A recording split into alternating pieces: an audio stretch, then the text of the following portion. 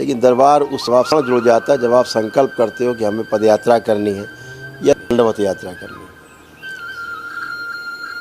रोग कष्ट तो बहुत मामूली बातें हैं। सबसे बड़ी बात है कि जब हम इस धरती पर जन्म लेते हैं तो उसके पीछे कोई लक्ष्य होता है। एक लक्ष्य होता है हमारा, जिसके लिए मानव शरीर मिलता है। और हम सभी बहुत परम सौभाग्यशाली हैं कि मानव शरीर मिला हुआ है और हमारे सामने एक अपॉर्चुनिटी है, एक अवसर है कि हम सिद्ध कर सकें अपने को, और हम जिस लिए मानव शरीर मिला है वह हम प्राप्त कर सकें, उस लक्ष्य को प्राप्त कर सकें। आप स्वस्थ होते हो, परिवार आपका स्वस्थ होता है जब दरबार से आप जुड़ते हो। तमाम गंदगी जाती है, पितरों की मुक्ति होती है, खूब ऊर्जा मिलती है। ये सब आपके आस्था, विश्वास और श्रद्धा से ही होता है। ये सब आपके प्रार्थना और संकल्प से ही घटित होता है। बहुत अद्भुत है हमारा विज्ञान,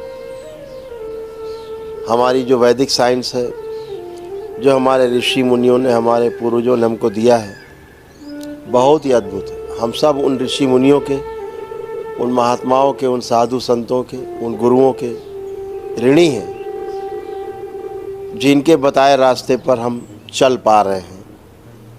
हम हमेशा उनके ऋणी रहेंगे। हम सभी उनके बताए रास्ते पर चल कर के ही स्वस्थ रह सकते हैं, सुखी रह सकते हैं और इस मानव जीवन में संपन्न बने रह सकते हैं। आप सभी पद यात्रा करके आए, रास्ते में आपको कष्टों का पता ही नहीं चला होगा कब आप दरबार पहुंच गए।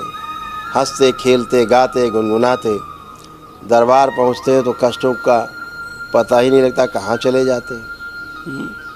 दरबार की अलौकिक शक्ति है।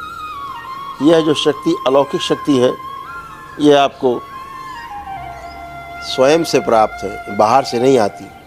आप लेकर के ही साथ आते हो, लेकर के ही पैदा होते हो। यह शक्ति बढ़ती जाती है ज्यों-ज्यों आपको लोग मिलते जाते हैं। जिस दिन आपको पूर्ण गुरु मिलता है उस दिन आपके जीवन में वो क्षण घटित होता है जिसके लिए लोग जन्मों जन्मों तक इंतज़ार करते हैं, बार बार जन्म लेते हैं, हजारों वर्षों तक, लाखों वर्षों तक बार बार जन्म लेते रहते हैं। जो किसी जन्म में जब पूर्ण गुरु से मिलना होता है, पूर्ण गुरु से आपके लक्ष्य की प्राप्ति होती है। तो आप सभी को बहुत बहुत शुभकामनाएं, बहुत आशीर्वाद।